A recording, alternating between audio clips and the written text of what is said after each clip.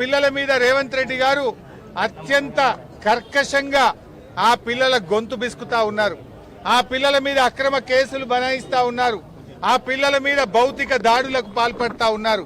నేను అడుగుతున్నా రేవంత్ రెడ్డి, ఆ పిల్లలేమన్నా టెర్రరిస్టులా? ఆ పిల్లలేమన్నా సంఘ విద్రోహ శక్తులా? ఆ పిల్లలు తమ భవిష్యత్తును నాశనం చేయొద్దని, మా భవిష్యత్తు స్కిల్ యూనివర్సిటీలో కలిపి మీరు చెలగాటమాడొద్దని ఈ ప్రభుత్వంతో పోరాటం చేస్తున్నారు. ఇలా పిల్లలు రాష్ట్ర వ్యాప్తంగా బాధపడతా ఉన్నారు.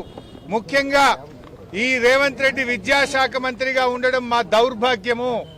రేవంత్ రెడ్డి ఈ మధ్య మాట్లాడుతూ ఇంజనీరింగ్ విద్యార్థులంతా కూడా క్రిమినల్ వేస్ట్ అని మాట్లాడినాడు. అదే విద్యార్థులు ఏమంటున్నారంటే రేవంత్ రెడ్డి రాష్ట్రానికి ముఖ్యమంత్రి కావడం అంతకంటే క్రిమినల్ వేస్ట్ అని ఇలా విద్యార్థులు మాట్లాడుతున్న పరిస్థితి ఉన్నది. రేవంత్ రెడ్డి గారు ఇలా మమ్మల్ని ఎందుకు అరెస్ట్ చేశారు? మేము వరంగల్ పాలిటెక్నిక్ కాలేజీకి వెళ్లి ఆ పిల్లలతో మాట్లాడడం వల్ల మీకు వచ్చిన ఇబ్బంది ఏంది? ఆ పిల్లల బాధలు మేము వినడం వల్ల మీకు వచ్చిన ఇబ్బంది ఏంది? మీకు ఎవరు చెప్పినారు స్కిల్ యూనివర్సిటీలో కల్పని? ఎవరైనా దరఖాస్తు ఇచ్చిండ్రా? అసలు what is skill university? Skill university PPP model, public private participation తో స్కిల్ యూనివర్సిటీ ఏర్పాటు చేసినారు. స్కిల్ యూనివర్సిటీకి గవర్నమెంట్ తో సంబంధం లేదు. ఇవాళ రాష్ట్రంలో ఉండే ప్రభుత్వ పాలిటెక్నిక్లను తీసుకుపోయి స్కిల్ యూనివర్సిటీలో కలపడం అంటే ప్రైవేట్ పరం చేయడం. ఆ పిల్లల్ని ఆగం చేస్తున్నావు. ఇలా పాలిటెక్నిక్ పిల్లలు 15,000 ఫీజు కడితే చదువు అయిపోతుంది. రేపు ప్రైవేట్ లో కలిపితే 5,000 సంవత్సరానికి, 3 ఏళ్లకు 15,000. రేపు మీరు స్కిల్ యూనివర్సిటీలో కలిపితే అడ్డగోలుగా ఫీజులు పెంచితే ఆ పిల్లల భవిష్యత్ ఆగం కాదా? ఏఐసిటి అనుమతితో వాళ్ళు పిల్లలు చదువుతున్నారు కనుక ఇంజనీరింగ్ లో సెకండ్ ఇయర్ డైరెక్ట్ గా పోయే అవకాశం ఉంది. రేపు నువ్వు స్కిల్ యూనివర్సిటీలో కలిపితే వాళ్ళ జీవితాలు ఆగమవుతాయి. ఇవాళ polytechnic is different, ITI is different.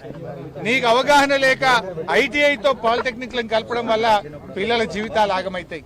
ఇవాళ ఒక వరంగల్ పాలిటెక్నిక్ లోనే 10 మంది విద్యార్థులు టీసీ తీసుకున్నారు. ఇవాళ వాళ్ళ తల్లిదండ్రులు పాలిటెక్నిక్ కాలేజీకి వచ్చి వరంగల్లో ఈ రేవంత్ రెడ్డి పుణ్యమాని మా పిల్లల జీవితాలు ఆగమవుతున్నాయి, మా పిల్లలు పాలిటెక్నిక్ చదివితే ఎదగాకుండా అయిపోతారని ఒక్క వరంగల్ పాలిటెక్నిక్ లో 10 మంది తల్లిదండ్రులు టీసీ తీసుకొని పిల్లల్ని తీసుకొని ఇంటికి పోయిన పరిస్థితి ఏర్పడ్డది.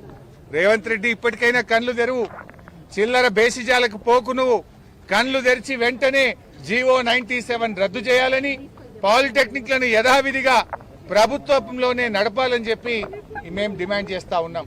నువ్వేదో కమిటీ చేసినావు, ఈ కమిటీలు జాంతానై పిల్లలు ఒకటే చెప్తుండ్రు, కమిటీలు వద్దు. కమిటీ దేనికోసం? స్కిల్ యూనివర్సిటీలో కలపడం కోసం కమిటీ. కలవడానికే మేము సిద్ధంగా లేము.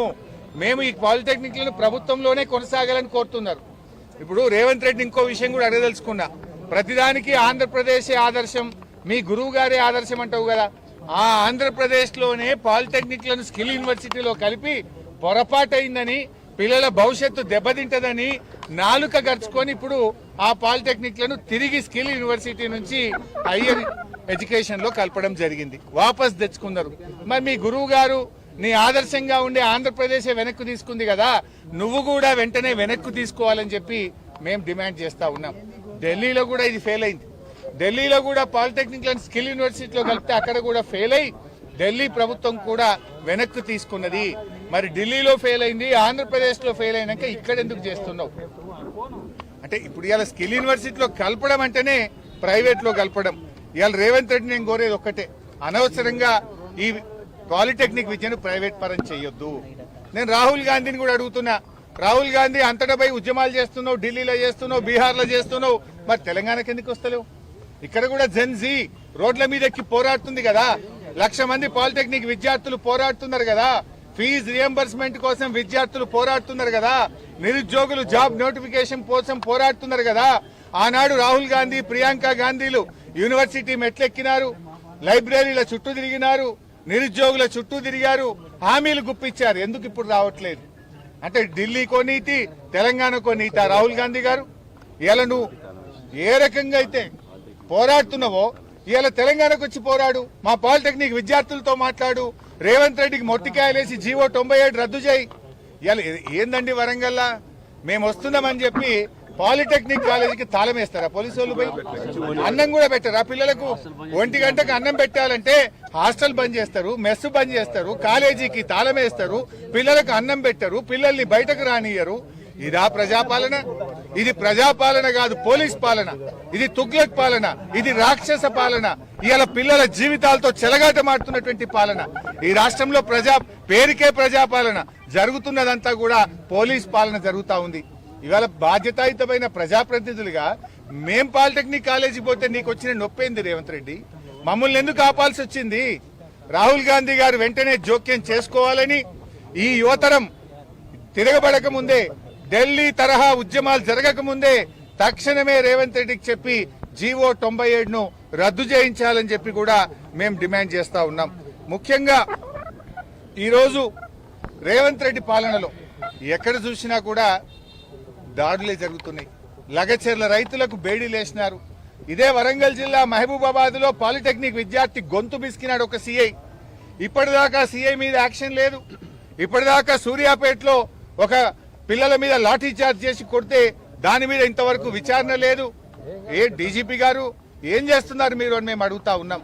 ఇవాళ రాష్ట్రంలో విద్యార్థులు రోడ్ల మీద, నిరుద్యోగులు రోడ్ల మీద, ఉద్యోగులు రోడ్ల మీద, రైతులు కూడా రోడ్ల మీదకి వచ్చిన పరిస్థితి వచ్చింది. రైతులకు యూరియా దొరకదు, సాగునీరు అందదు, రైతులకు ఈరోజు కరెంటు రాని పరిస్థితి. ఉద్యోగులకు ఈ కాంగ్రెస్ ప్రభుత్వం ఇచ్చిన అన్ని హామీలను తుంగలో దొక్కింది. 6 డిఏలు పెండింగ్ లో ఉన్నాయి, పీఆర్సీ పెండింగ్ లో ఉంది, health insurance scheme utter flop అయిపోయింది. ఇవాళ సిపిఎస్ ఉద్యోగులను ఓపీఎస్ ఉద్యోగులుగా మారుస్తామన్న మాట విషయంలో కూడా కాంగ్రెస్ పార్టీ ఫెయిల్ అయిపోయింది. తక్షణమే కాంగ్రెస్ పార్టీ ఉద్యోగులకు ఇచ్చిన హామీలను అమలు చేయాలని, ఉద్యోగులతో చర్చలు జరపాలని, వెంటనే పీఆర్సీని ప్రకటించి అమలు చేయాలని చెప్పి కూడా బీఆర్ఎస్ పార్టీ డిమాండ్ చేస్తుంది. నాడు 73% ఫిట్మెంట్ ఇచ్చారు. కేసీఆర్ గారు ఉద్యోగుల కోసం ఆ రోజుల్లో మన తెలంగాణ ఉద్యమంలో పాల్గొన్నారని ఒక ప్రత్యేకమైన ఇంక్రిమెంట్ కూడా ఆనాడు కేసీఆర్ గారు ఇచ్చారు. రేవంత్ రెడ్డి 3 ఏళ్ల పాలనలో ఉద్యోగులకు చేసింది ఏం లేదు, గుండు సున్నా తప్ప. ఇంకా డిఏలు పెరిగినాయి, బకాయిలు పెరిగినాయి. రిటైర్డ్ ఉద్యోగులకు ఈరోజు బకాయిలు రానటువంటి పరిస్థితి ఏర్పడతా ఉంది. అందువల్ల మేము ఈ పాలిటెక్నిక్ విషయంలో డెఫినెట్ గా వారికి న్యాయం జరిగేదాకా బీఆర్ఎస్ వారికి అండగా ఉంటది. ఇవాళ పాలిటెక్నిక్ విద్యార్థుల పట్ల ప్రభుత్వం కర్కశంగా వ్యవహరిస్తా ఉంది. దానికి తగిన మూల్యం చెల్లించాల్సి వస్తుందని హెచ్చరిస్తూ రాహుల్ గాంధీ గారు వెంటనే జోక్యం చేసుకోవాలని, ఇక్కడికి రండి, మీరు ఈ విద్యార్థులతో మాట్లాడండి. ఆనాడు నిరుద్యోగులకు ఇచ్చిన హామీలు ఏమైందో ఒకసారి రివ్యూ చేయాలని కోరుతా ఉన్నాం. లేదంటే వేలాది మంది పాలిటెక్నిక్ విద్యార్థులు ఢిల్లీ కదం దొక్కుతారు, ఏఐసిసి కార్యాలయాన్ని ముట్టడిస్తారు అని చెప్పి కూడా ఈ సందర్భంగా హెచ్చరిస్తా ఉన్నాం. రేపు 7వ తేదీ నుంచి అసెంబ్లీ సమావేశాలు స్టార్ట్ అవుతున్నాయి. ఎన్ని రోజులు ఆపుతావు? అటు పిల్లల్ని గోసబెడుతున్నావు అన్నం పెట్టకుండా, ఇవాళ మమ్మల్ని గోసబెడుతున్నావు నువ్వు. ఏంది అరెస్టులు? అంటే ప్రజాస్వామ్యంలో ప్రతిపక్షానికి ప్రశ్నించే హక్కు ఉండదా? ఇలా ప్రశ్నిస్తే ప్రతిపక్షం గొంతు నొక్కుతా ఉన్నావు, ప్రతిపక్షాల మీద అక్రమ కేసులు పెడతా ఉన్నావు. బట్ దీనికి ఏదో ఒక రోజు తగిన మూల్యం చెల్లించాల్సి వస్తుంది. ప్రజలు